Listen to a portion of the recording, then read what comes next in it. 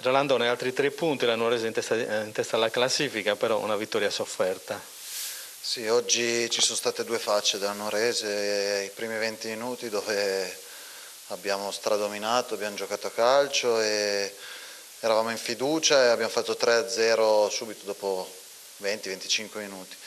Poi abbiamo incominciato a scricchiolare un po', abbiamo preso il 3-1 a fine primo tempo che un po' ci ha tolto fiducia e sicuramente abbiamo smesso di giocare, abbiamo preso anche il secondo gol, poi non abbiamo corso moltissimi rischi, però sicuramente non dobbiamo calare d'attenzione perché queste partite poi alla fine puoi anche cercare, cioè puoi anche non vincerle.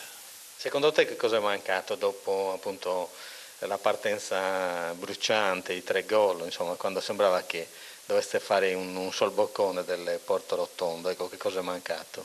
Sicuramente mentalmente forse eravamo troppo sicuri, magari sei in vantaggio dopo 20 minuti 3-0 pensi che la partita possa essere finita, ma invece non è così assolutamente perché l'abbiamo visto oggi.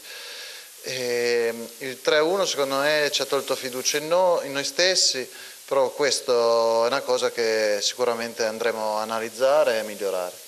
Ecco, può preoccupare questo calo di tensione, di vigore fisico e agonistico per il proseguo del campionato?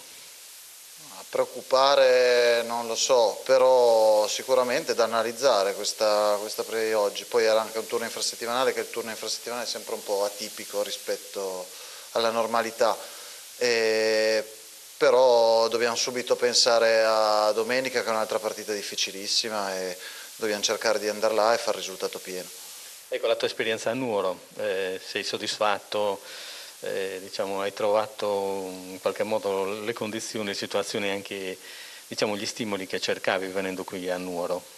Sì, sicuramente c'è stato questo progetto, questa scelta di vita, anche perché sono lontanissimo da casa io, perché c'era un progetto interessante, c'era voglia di far bene, ho parlato col direttore, conoscevo il mister e ho trovato subito d'accordo, anche se era una squadra di eccellenza, io arrivavo da anni in Serie D e per ora mi sto trovando bene, speriamo di continuare così e fare bene. L'ambiente ti piace? Ti ha soddisfatto? Sì, poi la piazza, i tifosi, col Taloro non credo che in altra eccellenza, non so, a casa mia al nord è impossibile vedere così tanta gente allo stadio in eccellenza, quindi anche questo ci fa piacere che ci seguono e che ci vengano a vedere in tanti.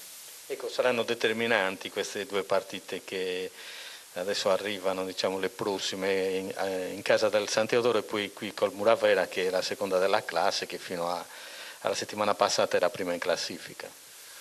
Sì, noi dobbiamo pensare assolutamente solo fino a domenica, perché San Teodoro io sono andato a vederli, quando riposavamo sono andato a vederli che giocavano contro il Taloro in casa loro, è una buonissima squadra, gioca a calcio, ha giocatori di personalità, quindi sarà difficile e dobbiamo pensare esclusivamente fino a domenica, poi lunedì riposiamo e da martedì poi incominceremo a pensare a Muravera. Grazie, in bocca al lupo.